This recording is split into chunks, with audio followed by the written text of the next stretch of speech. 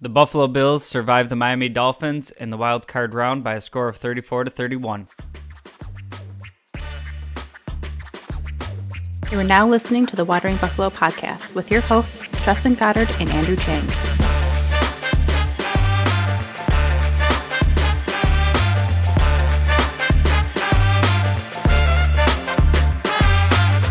Bills Mafia, welcome into another episode of the Wandering Buffalo podcast. My name is Justin, and I will be your host tonight. And before we get started, everybody just take a deep breath and let it out. Stressful game. Definitely not the way the game was supposed to go, how we thought it was going to go. But the Bills do come away with a win. Just a ton to get into in this game. I'm going to have, I guess, a little bit of a different format to the show tonight.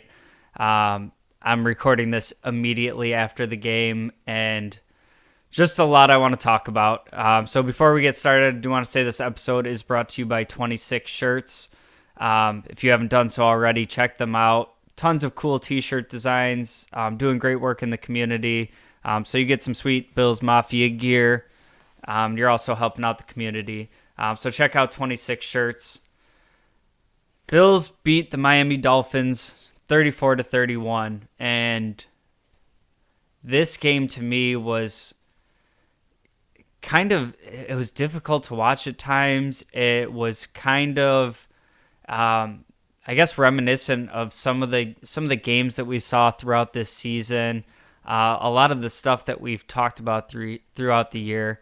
We talked a lot about, mistakes that were being made and, the team being good enough to overcome some of the self-inflicted wounds that we were, having on ourselves.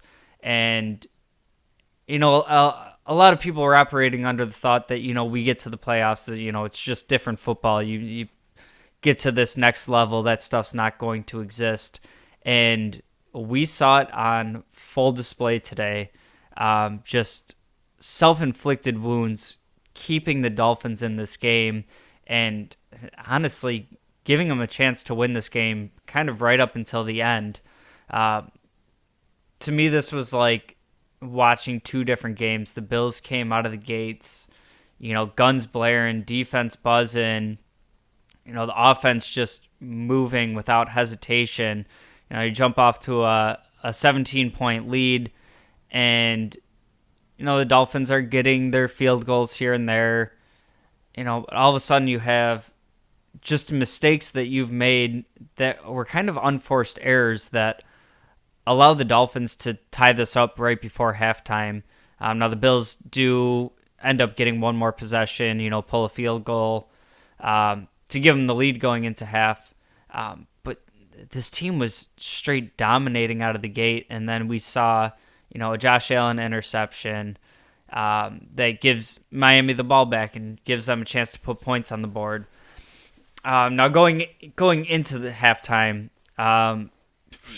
maybe this is a whole nother subject for another day, but I like to really try to take my Bills fan bias out of things when I'm watching games.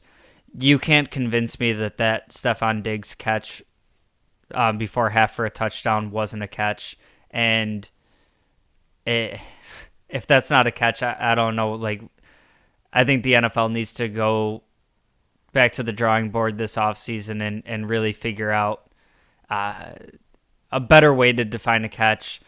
To me, that's, he gets both feet down in bounds. He has the ball, fully possessed. It's moving, whatever. It's in his possession, and he gets both feet down. Like I said, a whole nother topic for another day. But to me, that the easy eyeball test of that being a catch and a touchdown, and I'm not even saying this for just the Bills, I'm saying this for the NFL in general, something you might want to clean up because it's taken away from the sport. Like I said, unforced errors. We had another Josh Allen interception. This second one I don't put on him. There's some grabbing of Cole Beasley at the point of attack. Whether it's pass interference or not, we'll leave that up to debate. But Beasley's trying to come back to the ball. He's kind of getting grappled with a little bit, and the ball does end up bouncing off his chest and go to the defender. Now, was that the best decision with the football? Probably not. But we see Josh Allen put those balls into the tight windows all the time. It's part of, what he does great. This one ends up, kind of bouncing the wrong way. But then we also see the strip sack that the Dolphins, scoop and score on. We see, one that we were really fortunate on with the punt. Nyheim Hines, muffs the punt, and we end up covering it. That could have been another huge swing. We also have Josh Allen getting strip sacked in the pocket, and I believe it was Spencer Brown that was able to cover it up. But another turnover opportunity play that we're putting out there for the Dolphins. And in this game, to me, I got to give a little nod to Ken Dorsey here and what was happening out there. I think there was a lot of times in this game where, no, I'm not saying that we shouldn't be aggressive with a lead. You see what happened to the Chargers 2 nights ago. Kind of taking the foot off the gas and allowing teams to stay in it, and that's how you lose games. But also to that point, I remember saying early in this game, talking to my brothers, the shot plays are fun when they work. But realistically, in a football game, you get like 5 decent opportunities at those a game. You might come away with 2 of them, on a good day for, an above average team. It's just not, it's not a high efficiency play in the NFL. And we took so many shots this game, and it's not like the offense, wasn't able to move the ball any other way. Early in the first quarter, we were kind of doing the dink and dunk with Diggs. He had 7 catches, 114 yards, something like that in the first half. Most of it was done in the first quarter, and then he kind of disappeared, and we start seeing all these shot plays. At the time in the first half, our running backs collectively were averaging about 5 yards a carry. James Cook was averaging about 6, and Singletary was at 4 something. And, just not getting the touches. And in a game where you're up pretty big early and it kind of looks like you can pass at will, lean into the running game a little bit and make sure that passing game stays open. Like I said, you get like 5 decent shots at a shot play in the NFL, and dude, we had to have taken like 15 of them in this game. There was the possession where we get the ball. There's like 2 consecutive shot plays, both end up being incompletion.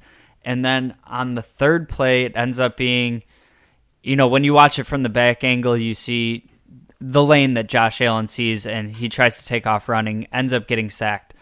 Don't really have a ton of issue with that. It's a play that we see from Allen all the time. But when I'm looking at that replay and it looks like another play where there's just lots of deep routes called on that play, and it's kind of like going all in on every play. There's no like underneath running back drag routes, anything to get, some medium yardage. So it ends up being you take like 12 seconds off the clock and give the ball right back to Miami. You put Buffalo's defense right back out there. And that is something that I will give my tip of the cap to today. And I'm going to switch the script here a little bit. I don't want you to think I'm going to be, all negative this whole show. We did come away with a playoff win. That's great. All the old adages, it's hard to win in the NFL. I do think the defense had a great game, and I think the offense had some great moments too. Just think that we put a lot in front of ourselves to have to overcome in this game that we really could have avoided. As far as the defense goes, I thought overall they we had a pretty solid day on defense. Granted, they're playing a third string quarterback, but the running game, you held Jeff Wilson to 10 carries for 23 yards. Jalen Waddle had 1 for 8. Tyreek Hill 2 for 5. In the passing game, Tyreek Hill, somebody that we've had our struggles with in the past, 7 catches for 70 yards. And then the next leading receiver is Selvin Ahmed, and he had 3 catches for 45 yards. Really able to limit Jalen Waddle, 3 catches for 44 yards.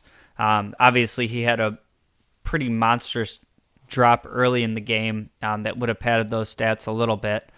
But when we look at the 31 points that Miami scored, they had 18 of those points off of turnovers. We had a scoop and score off of the Josh Allen strip sack. So all of a sudden, 25 of the 31 points were, kind of putting the defense in a bad spot. And this was another game where there was at least 2 times where the offense turned over the ball and the defense kind of holds firm and, forces 3 plays and then a field goal and don't really give up any ground, but they're already in field goal range. And one of them was the punt return that they, take back deep into our territory. So I thought overall, the score is really deceiving. I thought our defense had a great day. And, on the same token, I think our offense statistically had a very good game, just sprinkled in with some really inopportunity mistakes and turnovers. One more thing I want to touch on before we get to the break. When we come back, we'll kind of get into some of the nuts and bolts stats of the game and whatnot. But this was a really weird game to me, officiating-wise. And I'm not even getting into calls and no calls and whatnot.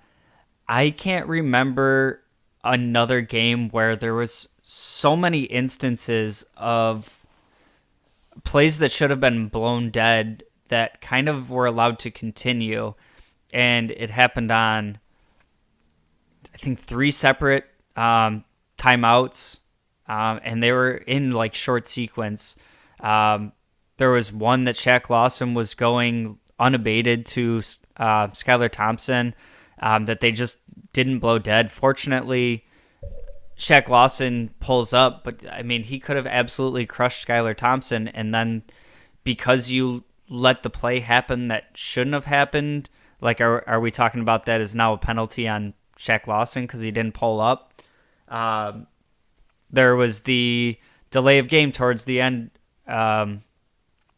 Towards the end of the game, it was a 4th and 1. Miami's going for it, and I know they say like when we see the 0 on the screen at home, they look at the camera in the end zone, then they look back to the ball to see if it's moving.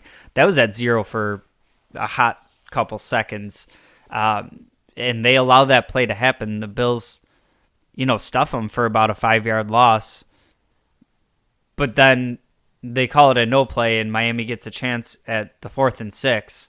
Now, it ends up being a non-factor because the Bills stopped them anyways. Kyrie Elam with great coverage on the 4th and 6.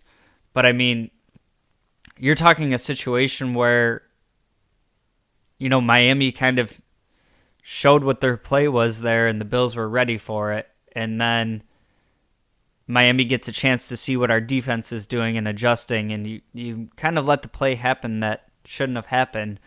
And like I said, there was 3 or 4 other instances where I just can't remember a time where I've seen so many plays in one game where it should have been blown dead, no play, and they even get aggressive with the whistle. They just kind of keep going till everybody stops, and just thought it was really freaking strange that this kept happening in this game. I don't have another explanation for it. I don't know what was happening there. I know it's not me seeing things because I've watched a lot of football and I've never seen this before. I will say that I would be fine with not having this officiating crew again in any of our playoff matches. So that's going to do it on this side. Stick around when I come back. We're going to break down some of the stats of the game, our player of the game, our tablet player of the game. Stay tuned. Hey, this is Bills Vader. Now back to the show. Welcome back in, and thank you again for joining me on today's episode of the Wandering Buffalo podcast. We're going to get back into it and kind of get into our position groups, what we thought of them this game. And today I want to start with the offensive line, kind of get into the offensive line and defensive line at the same time. I thought our offensive line really struggled today, and I'm not going to pretend like, Miami doesn't have a good defensive front. There's some question marks on this Miami team. A lot of it revolving around, a third-string quarterback. Some of the secondary being banged up this year. That front four defensive line unit they have, guys like Christian Wilkins, Jalen Phillips, Melvin Ingram. There's a couple of others in there. It's a good group up there, but I thought the offensive line really struggled today, and we're looking at a game where Josh Allen was sacked 7 times for 36 yards. The running game, I feel like there were some lanes open, but I feel like these averages for our running backs were also kind of bolstered up by a couple longer carries. There was a lot of them that were, dealing with contact right at the point of attack, right at the line of scrimmage. I thought it was kind of a weird day for the offensive line. Saw a couple of plays where there was just free rushers up the middle, and Miami, like I said, has a good front, but this offense is predicated on the passing game and Josh Allen, and I know he presents some challenges that other quarterbacks don't present when he's in the pocket, right? He's got a pretty slow, snap to throw release on the ball, and that's, part of what makes him great is being able to stand in there and move around in the pocket and wait for plays to develop, wait for people to shake free. It also makes it difficult to block for him, because you see a lot of these quarterbacks, West Coast offense style, getting the ball out in like 2.5 seconds, and there's plays where Josh has it for 5-6 seconds back there, really really trying to find something. So I think it's a little bit of a give and take on some of those sacks. I don't put all of them on the offensive line. It's hard enough to block these defensive studs for 2-3 seconds, let alone when you're doubling it. But definitely not the best game that we've seen from them. Overall, Josh Allen ends up 23 of 39, 352 yards. We had the two interceptions. We've already kind of touched on. Also 3 touchdowns. I'm calling it 4 because that one to Diggs was a touchdown. But hey, here we are. And that the first interception from Josh, they end up taking it back. Decent amount of yardage. That one I can't not put that one on Josh. That one was on him. But also watching the replay on that, he's got players at his ankles on that one. He's under pressure, and you can see him kind of stop the throwing motion right here. Not able to step through it, and you see it. The ball kind of just hangs up there. It doesn't have the arc coming back down, and doesn't get the yardage that it needed. I think Romo said something on the play-by-play of putting that on John Brown. Only take these shots to Diggs. I don't think that was really a situation where if it was Diggs running the route, he would have been getting there either. Who knows? But that one looked more to me like kind of an irresponsible throw under pressure. But even at that, I don't. It's hard for me because he has his guy. He has him one-on-one. It's a speed guy, and if he doesn't get hit, maybe it's a touchdown. I don't know. Ends up being a bad play, but the turnovers aside, pretty good numbers day for Josh Allen. Some untimely mistakes that end up costing the Bills. Able to pull it out in the end. Moving into the receivers, absolutely love to see this from Gabe Davis. I've been down on Davis for a few weeks. Boy, he showed up. He showed up in the playoffs, and he did all of the things that I've been looking for him to do. He did in this game. He made tough catches. The touchdown that he got is, the quintessential Gabe Davis ball above his head, getting the toes down. I think he even got, the third foot in on that touchdown. Just some of the stuff that we haven't been seeing from him recently. He ends up with 6 catches, 113 yards. Diggs, 7 catches, 114 yards. Down there, Khalil Shakir. I was glad to see him get some action in this game. 3 catches for 51 yards. Really wish he would have pulled in that one-shot play to him. Kind of bobbles it around as he's going to the ground. Would have been a great catch, and would have been just an absolutely great day for the rookie, getting some more opportunities. Cole Beasley gets involved, 2 catches, 35 yards. And the touchdown, obviously. Dawson Knox, 3 catches, 20 yards, and a touchdown. And then Quentin Morrison, Naheem Hines both get 1 catch. And what I want to talk about here is kind of the Diggs play in this game. And I kind of mentioned this a little earlier. The Bills came out guns blazing, taking shots, really targeting Diggs early and often. And, I know there's adjustments that go on throughout the game. But Diggs did pretty much all his work exclusively in the first half and a lot of it in the first quarter. And I'm sitting here looking at, he's already got 7 catches, 114. Like, this dude's about to have a career day.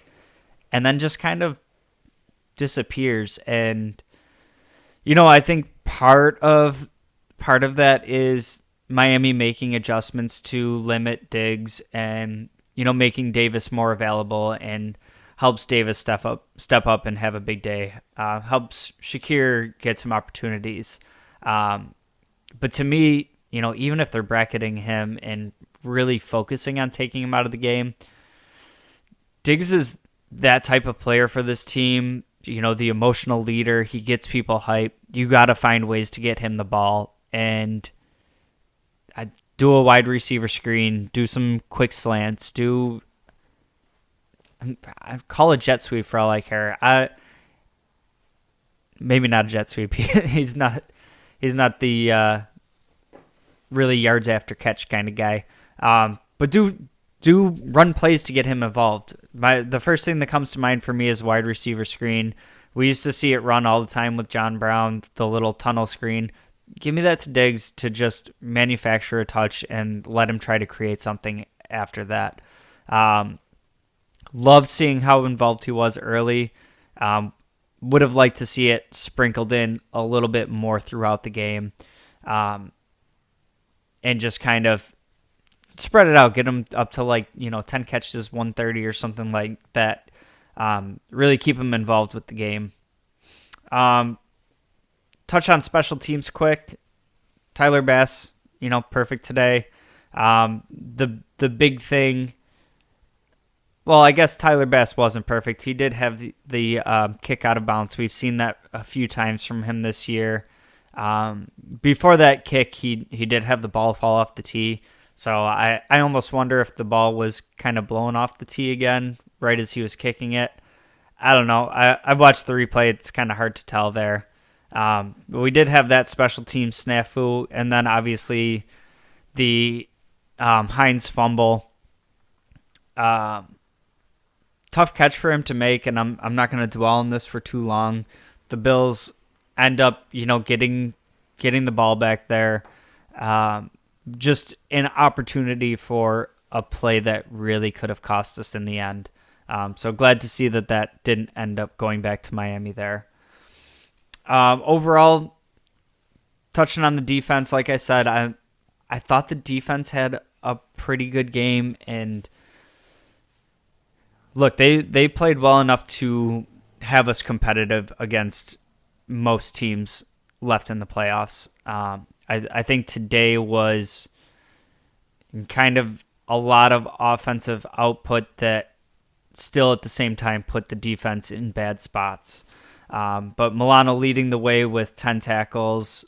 He also had 2 sacks. Boogie Basham getting in there with a sack. Ed Oliver got a real key sack. Dean Marlowe coming away with an interception. Kyrie Elam with a huge interception to just about seal this game up. The last play the Miami Dolphins take, he's in coverage there and making a great play on the ball. He did come up a little hobbled on that play, so hopefully that's not something that can carry over into next week, because I thought he made some clutch plays at opportune times.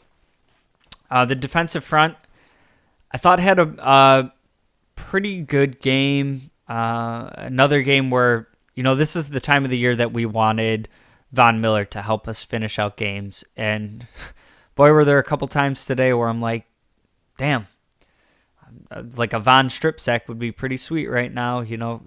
Really give the offense the ball back for, one of their mistakes. Get it back to them. But I think the defensive line continues to play well in his absence. And, 4 sacks on the day, 2 of them coming from Milano on the blitz. I don't think is really indicative of how much pressure they got on Skylar Thompson. I think the Dolphins had a pretty concise game plan to be getting the ball out of his hands quickly. And kudos to Leslie Frazier. I think, he knew that game plan going in. And for the Bills being a team that we don't see blitz a lot, we saw an awful lot of blitzes today. Trying to confuse the young quarterback, give him different looks, players coming from different spots. And, that's the quarterback you want to take your chances on. Have him panic a little bit and not immediately replace the blitz with the ball. So I thought it was a good game plan going in for Leslie Frazier. Shaq Lawson, continue to love his play. He doesn't really show up on the stat sheets a ton always, but he just does a great job of containing the pocket, that kind of edge collapse pressure, kind of shrinking down the pocket, putting the pressure on the quarterback that way. I thought he had a great game. And then Trey White, I thought, had a pretty good game today.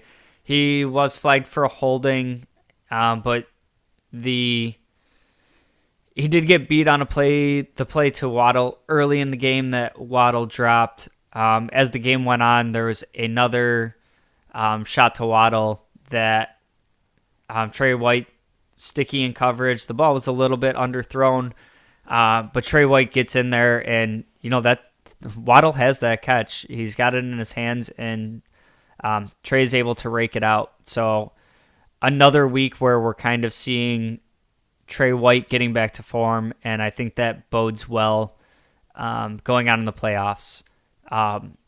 Some missed tackles out there, but that seems to be pretty commonplace for this team. And as we advance into the playoffs, I guess kind of where I stand with the Bills right now is I still have great optimism. I still think that this is a team that can win it all. But the team that I saw start the game today versus what we saw through the end of the game, I kind of got to a point where I was feeling like the Bills kind of played to their competition. And, these mistakes exist against the bad teams. And how many times this season have we seen, close games with bad teams that we just kind of let stick around? And we don't really see that sloppy kind of football when we're playing the better teams.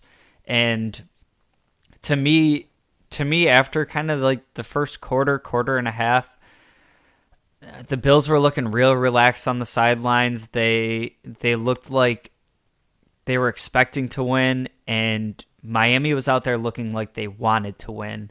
And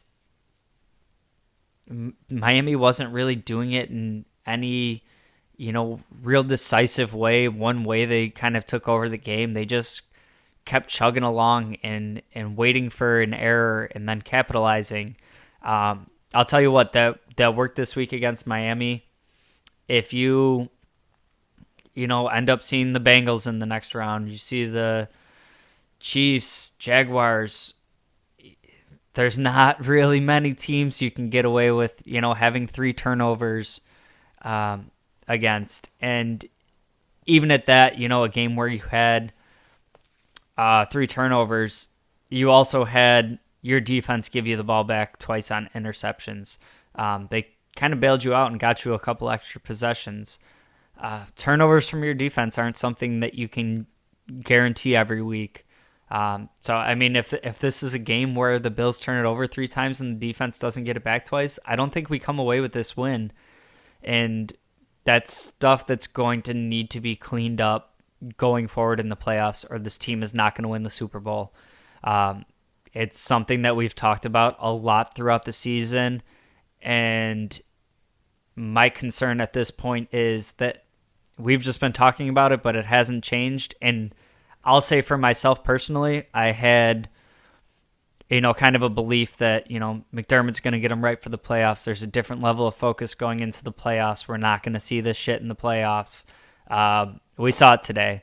So that needs to get cleaned up, and it needs to get cleaned up quick, or it's going to be a tough episode next week. So hopefully they get that right. My Ken Dorsey Tablet Player Award this week is going to go to Mr. Ken Dorsey himself. I know it's kind of a player award, but we're loose with our interpretation. And to me, this goes back to what I was talking about early in the episode. Just a ton of shot plays and deep routes called. And I know we're playing Miami, and they have a banged up secondary. It's kind of the weak spot of their defense. That's fine. You can attack the secondary without every route being 20 yards down the field. You don't need to take 15 shots a game. Get the run game going. If you're going to be throwing it that much, keep that pass rush honest. Throw a screen or 2 into there once in a while. I mean, I'll have to look at the numbers again. I don't believe there was a single target to a running back in this game, which to me, if you're going to have these shot plays dialed up, you have to have the running back in the backfield kind of check and release and kind of set down in the middle portion of the defense where, everybody just cleared out because you're going deep. I just thought there's too many instances where we're taking these shot plays. I think we found success on the ground recently. I would have liked to see a little bit more of the ground game involved. You're talking 22 carries combined between Cook and Singletary, and a lot of those come on the last couple drives as they're trying to finally milk some clock away. So I would really like to see the run game incorporated in throughout the game plan, and not just be this thing we use once in a while, and then when the game's pretty in hand, we're going to run it to bleed out the clock. You can't rely on Josh Allen to do everything for you every week. Gets it done today, and his 3 touchdowns outweigh his 2 interceptions. Got to have some built-in, easy throws underneath stuff when you're calling that many shot plays. The Wandering Buffalo player of the game today is my guy, Kyer Elam. In there on limited reps today, he was kind of subbing in and out with Dane Jackson here and there, but he made the most of the opportunities he had. Like I mentioned, he had the interception, the huge pass breakup at the end of the game, and I believe there's another pass breakup in there. But he continues to impress me, even though he's not getting the full-time starting reps. at this point, I'm kind of accepting that they're going to platoon him and Dane Jackson. We'll see what happens there. But like I said, two huge plays in this game that Kaiir Elam had that really kind of sealed the win for the Bills. Tons of players that could be honorable mentions here. Talking 114 yards for Diggs, 113 for Davis, Josh Allen throwing for 352, 3 touchdowns. Milano 2 sacks. There's players all over in this game that were making plays that contributed to the win. But when all the chips were pushed to the middle of the table, Kaiir Elam came away with 2 gigantic plays to really seal this one up. So the Bills will be playing football again next week. Like I said, I'm recording this right after the Bills have played, so don't know who will be playing next, where we'll be playing, anything like that. Do know that they will be playing next week, though. What we don't know, somebody might be playing. Some big news out of one Bills drive this week. Micah Hyde and Jamison Crowder both being designated to return to practice. Whether or not they're going to be playing any upcoming games still remains to be seen. What a boost that would be to get those 2 guys back for this playoff run here. Who knows what kind of football shape they're going to be in. They both missed about 3-4 months here. So who knows what they would look like. Who knows what they look like in practice if they're actually able to come back this year. But trying to win 3 more games to bring home the trophy, pairing Poyer and Hyde up for that stretch run, looking at teams like the Bengals and the Chiefs coming down the pipeline here, even the Jaguars with some of their weapons. I don't hate that idea. So we'll see what happens there. Hopefully, probably I'd assume by Wednesday or so we'll get an update on that. But hey, we'll see what happens. That's going to wrap it up for today's episode. If you've made it this far, please do me a giant favor. Like, share, subscribe, drop a comment, tell a friend, do all the social media things. Helps out the show immensely. Helps people, get a hold of this episode, and, that's why we do it. So I thank you for joining me, and we will see you next Monday, hopefully celebrating another Victory Monday. Go Bills!